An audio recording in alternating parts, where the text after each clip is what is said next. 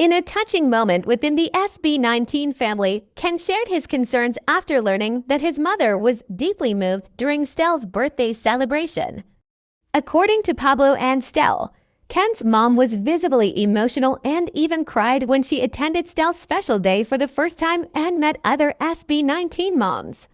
Pero alam mo, may kwento ako. Ano? Baka kinento na sa'yo ng pinsan mo. Umiyak daw yung mama mo eh. Saan? Nung pumunta ng birthday ni Stell. Umiyak siya. Kasi Bakit? isa siya sa nauna. So, dumating yung mama ko. Tapos nung okay pa sila, pero nung nagdatingan yung mga tao, parang nahiya daw siya. Pumunta siya sa Tapos gilid, niyo. umupo siya sa gilid, tapos umiiyak umiyak. siya. Ito ba't ka umiiyak? Wala. Ito, wala.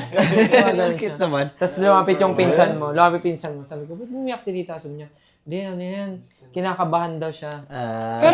Pero I feel like natuwa siya kasi Kinakabahan siya. Na-overwhelmed daw siya. Parang- First time niya nga. nakakita siya ng mga banibag marites. Baka. Hindi, may ano yun, di ba? Siyempre parang... Alam Bago nyo, eh. ako kasi, protective ako sa mama ko. Oo.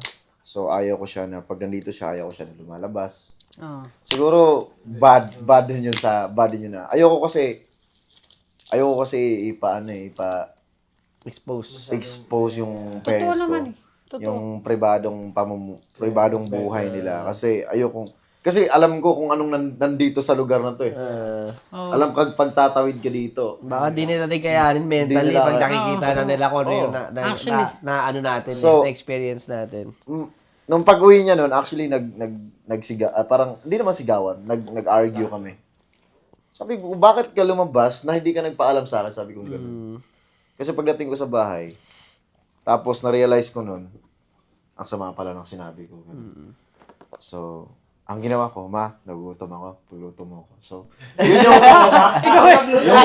akala ko sorry. Hindi, baka naglalambing siya. Pero Hindi. yun nga yung lambing niya. Hindi nga Ganun kasi yung ako lambing show, niya. hindi ako show. Yung mom ko rin, hindi rin siya.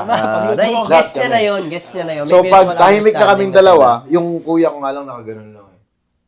So, tahimik, umakyat ako sa ano. Kasi, syempre, pagod sa work. Nakauwi ako ng mga 10, 11. Yun yung after ng shoot natin. Pero sobrang So, anong nangyari? Alauna na, iniisip ko pa rin yung sinabi ko. Sabi ko, bakit ako naging ganito?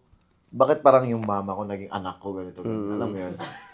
Legit, para kaming nabaliktad. Kasi iniisip ko kasi matagal ng simula ng pag-uwi nila dito. Gusto ko talaga protektahan yung mental health niya. Kasi matatanda na eh. Ako, nakakayanan ko kung ano yung mga masasamang mga salita na sinasabi sa akin. Paano sila?